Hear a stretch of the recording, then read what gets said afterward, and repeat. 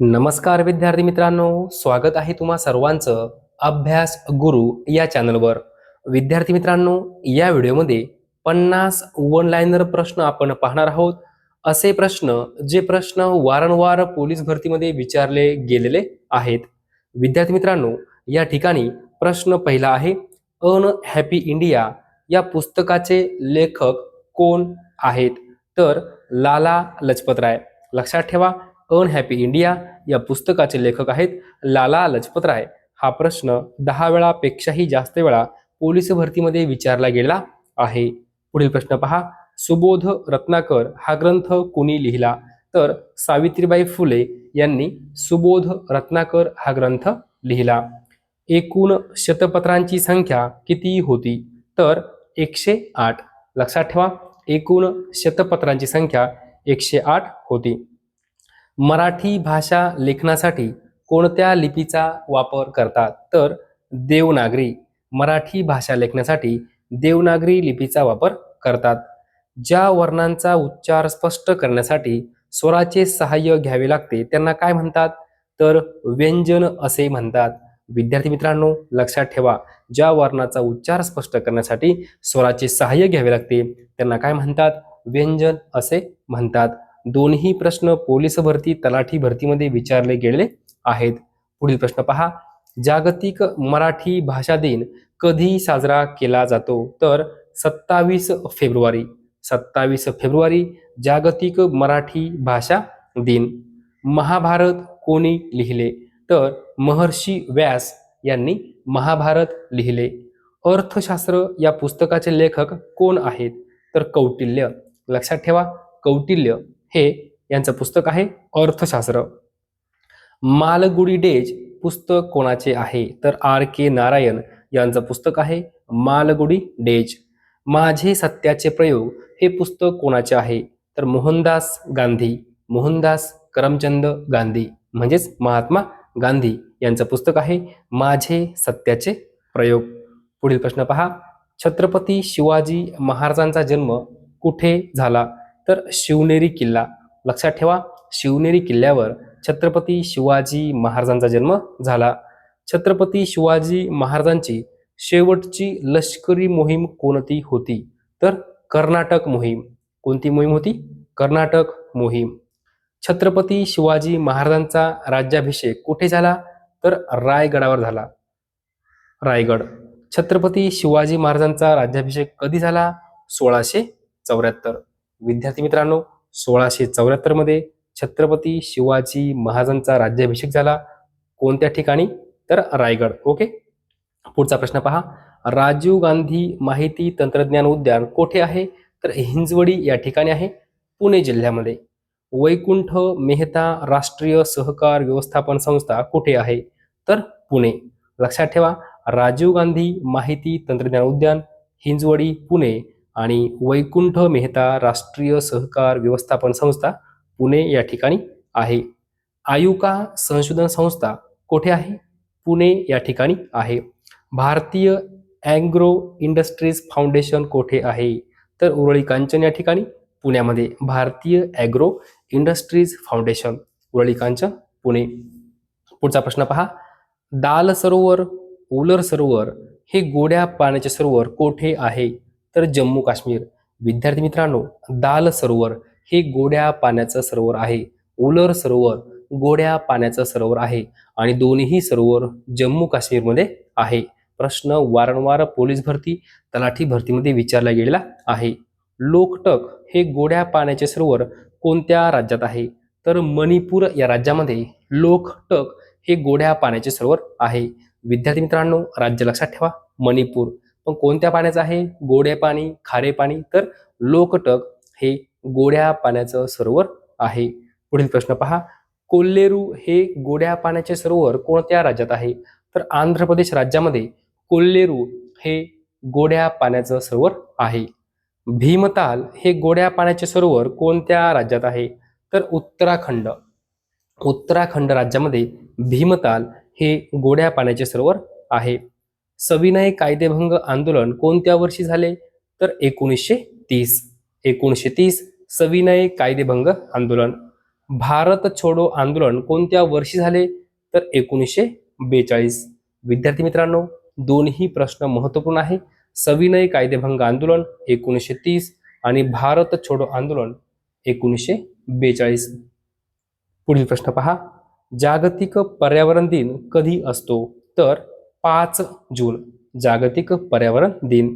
शेतकरी दिन कोणत्या दिवशी असतो? तर 1 जुलै. 1 जुलै शेतकरी दिन. विष्णुपुरी धरणाच्या जलाशयास कोणत्या नावाने ओळखले जाते? तर शंकरसागर. लक्षात ठेवा, विष्णुपुरी जे काही धरण आहे त्याच धरणाला शंकरसागर असं सुद्धा म्हटलं जातं. वैतरणा धरणाच्या जलाशयास कोणत्या नावाने ओळखले जाते? तर मोडक सागर. वैतरणा धरण मोडक सागर. पुढे पहा. दूधगंगा धरणाच्या जलाशयास कोणत्या नावाने ओळखले जाते? तर राजर्षी शाहू सागर. दूधगंगा धरणाच्या जलाशयास राजर्षी शाहू सागर या नावाने ओळखले जाते. उजनी धरणाच्या जलाशयास कोणत्या नावाने ओळखले जाते? यशवंत सागर. लक्षात ठेवा, हा प्रश्न खूप वेळा परीक्षेमध्ये विचारला गेला आहे. विद्यार्थी मित्रांनो, उजनी धरणाच्या जलाशयास यशवंत सागर या नावाने ओळखले जाते. पुढे पहा. संघराज्याच्या व्यवहाराच्या भाषेला काय म्हणतात? तर राष्ट्रभाषा म्हणतात. काय म्हणतात? राष्ट्रभाषा. पुढचा प्रश्न पहा. राज्याचा राज्यकारभार ज्या भाषेत चालतो त्या भाषेला काय म्हणतात? तर प्रादेशिक भाषा म्हणतात. राज्याचा राज्यकारभार ज्या भाषेत चालतो त्या भाषेला प्रादेशिक भाषा असं म्हणतात. पाणबुडीतील भूकंपामुळे निर्माण होणाऱ्या समुद्री लाटांना काय म्हणतात? तर त्सुनामी. पाणबुडीतील भूकंपामुळे निर्माण होणाऱ्या समुद्री लाटांना त्सुनामी असं म्हणतात. पंजाबमध्ये भक्ती चळवळीचे संस्थापक कोण मानले जात होते? तर गुरु नानक. विद्यार्थी मित्रांनो, हा प्रश्न 10 वेळापेक्षाही जास्त वेळा पोलीस भरतीमध्ये विचारला गेलेला आहे. काळी क्रांती कशाशी संबंधित आहे? तर बायोडिझेल उत्पादन. काळी क्रांती बायोडिझेल उत्पादनाशी संबंधित आहे. लाल क्रांती कशाशी संबंधित आहे? तर टोमॅटो किंवा मांस उत्पादन. लक्षात ठेवा, पर्यायामध्ये जर तुम्हाला टोमॅटो असेल तर टोमॅटो आणि मांस उत्पादन असेल तर मांस उत्पादन. टोमॅटो किंवा मांस उत्पादनाशी संबंधित लाल क्रांती आहे. पुढे पहा.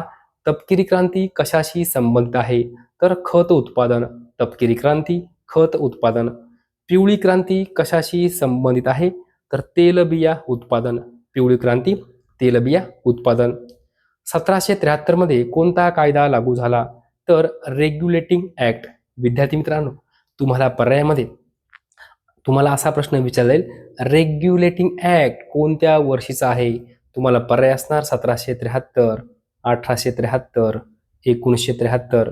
लक्षात ठेवा, या ठिकाणी आपल्याला कन्फ्यूज होऊ शकतं. रेग्युलेटिंग ऍक्ट कधीचा आहे? 1773चा आहे.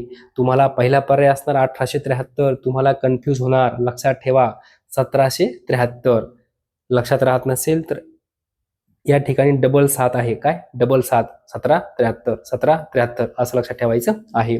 प्रश्न हा 15 वेळापेक्षाही जास्त वेळा पोलीस भरतीमध्ये विचारला गेला आहे. 1773 मध्ये कोणता कायदा लागू झाला? Regulating act. 1857चा उठाव कोठून सुरू झाला? तर मेरठ या ठिकाणाहून. पहिले टपाल तिकीट कोणी सुरू केले? तर डलहौसीने पहिले टपाल तिकीट सुरू केले. ईस्ट इंडिया कंपनीचे मुख्यालय कोठे आहे? तर लंडन या ठिकाणी ईस्ट इंडिया कंपनीचं मुख्यालय होते. ईस्ट इंडिया कंपनीचा व्यापार कधी बंद झाला? तर 1833. भारताचा राज्यकारभार ब्रिटिश सरकारकडे कधी गेला असं म्हटलं आहे? तर 1858. लक्षात ठेवा. पुढे पहा. स्पाइस स्टेट ऑफ इंडिया म्हणून कोणत्या राज्याला ओळखले जाते? तर Kerala. Spice state of India म्हणून केरळ राज्याला ओळखले जाते. मंडल आयोगाची स्थापना कोणत्या वर्षी झाली? तर 1979. मंडल आयोग 1979. पुढचा प्रश्न पहा. ऑस्कर पुरस्कार मिळवणारे पहिले भारतीय कोण होते? तर भानू अथय्या. ऑस्कर पुरस्कार मिळवणारे पहिले भारतीय भानू अथय्या.